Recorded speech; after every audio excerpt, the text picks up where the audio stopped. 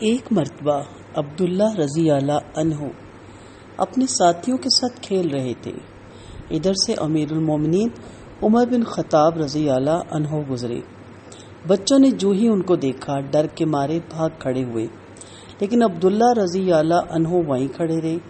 سیدنا عمر رضی اللہ عنہ نے ان سے پوچھا، عبداللہ، سب بچے بھاگ گئے، تم ان کے ساتھ کیوں نہیں بھاگے؟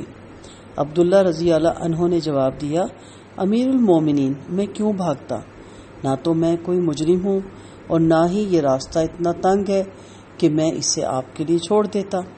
سیدنا عمر رضی اللہ عنہ عبداللہ رضی اللہ عنہ کے اس جواب پر بہت خوش ہوئے۔ اتنے عظیم افراد سے تربیت پا کر عبداللہ بن زبیر رضی اللہ عنہ کی شخصیت ایک ایسے سانچے میں ڈھل گئی جس نے انہیں عظمت کی پابندیوں پر پہنچا دیا۔ وہ نہ صرف فہم و فراست میں یکتا تھا بلکہ انتہائی متعقی اور پرہیزگار بھی تھے۔ دنیا کی رنگینیوں سے انہیں کوئی رغبت نہ تھی۔ ان کے بارے میں عثمان بن طلحہ رضی اللہ عنہ کہتے ہیں کہ ابن زبیر رضی اللہ عنہ میں 3 خوبیاں ایسی پائی جاتی ہیں جن میں کوئی ان کا ثانی نہیں: شجاعت، عبادت اور بلاغت۔ عبداللہ بن زبیر رضی اللہ عنہ کی شجاعت کی ایک جھلک ابتدا میں ہم دیکھ چکے ہیں۔ ان کی پرہیزگاری اور عبادت گزاری بھی بے مثال تھی۔ مجاہد رحمۃ اللہ علیہ نے ان کے بارے میں فرمایا کہ جب کبھی لوگ کسی وجہ سے عبادت کرنے سے عاجز آ جاتے تو عبداللہ رضی اللہ عنہ اس مشکل گھڑی میں بھی عبادت کا موقع ہاتھ سے نہ جانے دیتے۔ ایک مرتبہ شدید بارش کی وجہ سے بیت اللہ کے ارد گرد پانی جمع ہو گیا۔ طواف کعبہ انتہائی مشکل تھا، لیکن پھر لوگوں نے انتہائی عجیب اور ناقابل یقین منظر دیکھا۔ عبداللہ رضی اللہ عنہ پانی میں تیر کر بیت اللہ کا طواف کر رہی ہیں۔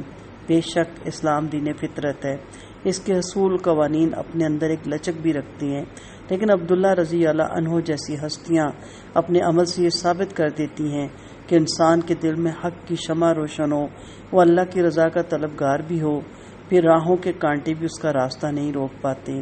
ان کے قدم مشکلات کے باعث کبھی نہیں ڈگمگاتے، کیونکہ وہ جانتے ہیں کہ دین پر سچے دل سے عمل پیرا ہونا کبھی بھی آسان نہیں رہا۔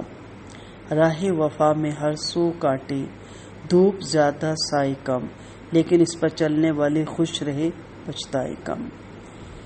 عبداللہ بن زبیر رضی اللہ عنہ جب نماز پڑھتے تو یوں دکھائی دیتا جیسے کوئی لکڑی زمین پر گری ہوئی ہے۔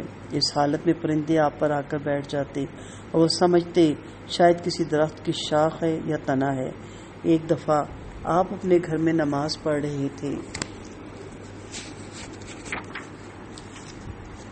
اچانک چھت سے ایک موٹا تازہ سانپ نیچے فرش پر آن گرا۔ قریب ہی آپ کا بیٹا ہاشم کھیل رہا تھا۔ سانپ نے اسے اپنی گرفت میں جکڑ لیا۔ گھر والوں نے شور مچایا تو سانپ نے بچے کے جسم پر اپنی گرفت ڈھیلی کر دی۔ موقع پا کر اہل خانہ نے سانپ کو مار دیا، یوں ان کے بیٹے کی جان بچی۔ اس سارے ہنگامے کا عبداللہ رضی اللہ عنہ کو بالکل علم نہ ہوا۔ وہ بدستور نماز میں مشغول رہے۔ نماز سے فارغ ہوئے تو اہل خانہ نے سارا ماجرا بیان کیا۔ آپ کو حیرانی ہوئی، پھر اللہ تعالیٰ کا شکر ادا کیا جس نے ان کے بچے کو ناگہانی آفات سے محفوظ رکھا۔ الذین ھم فی صلاتہم خاشعون۔ اب ہماری نمازیں دیکھیں کہ اس میں کس کس طرف ہمارے دھیان جاتے ہیں۔ اسی طرح ایک جنگ کے دوران آپ نماز پڑھنے میں مصروف تھے۔ گرد و بیش میں ہونے والی لڑائی سے بے پرواہ آپ اللہ سے راز و نیاز میں مصروف تھے۔ تلواروں کی جھنکار اور گھوڑوں کی ٹاپوں سے لرزتی زمین بھی انہیں اپنی طرف متوجہ نہیں کر پائی تھی۔ اچانک ایک گولہ اڑتا ہوا آیا، بال برابر فرق سے وہ ان کی داڑھی اور سینے کے بالکل قریب سے گزرا۔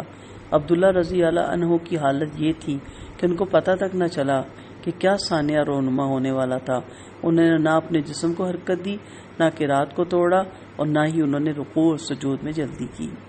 ایک دفعہ آپ کی والدہ محترمہ اسماء بنت ابو بکر رضی اللہ عنہا کے پاس عبداللہ رضی اللہ عنہ کا ایک تذکرہ ہوا تو اسماء رضی اللہ عنہا محبت اور شفقت سے بھرپور لہجے میں فرمانے لگی، عبداللہ کا کیا کہنا، وہ رات کو قیام کرتے، یعنی نماز اور نوافل وغیرہ ادا کرتے اور دن کو روزہ رکھتے۔ آپ بڑی کثرت سے مسجد میں عبادت کرتے، اسی بنا پر آپ کو حامۃ المسجد کے لقب سے یاد کیا جانے لگا۔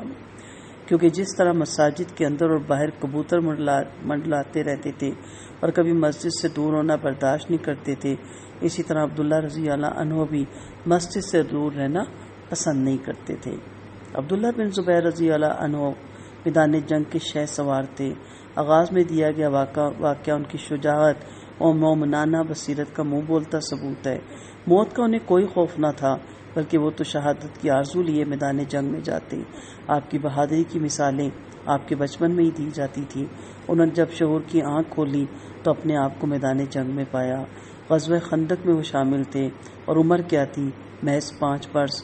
ہے نا حیرانگی کی بات، جنگ یرموک میں شرکت کے وقت عمر 13 برس تھی۔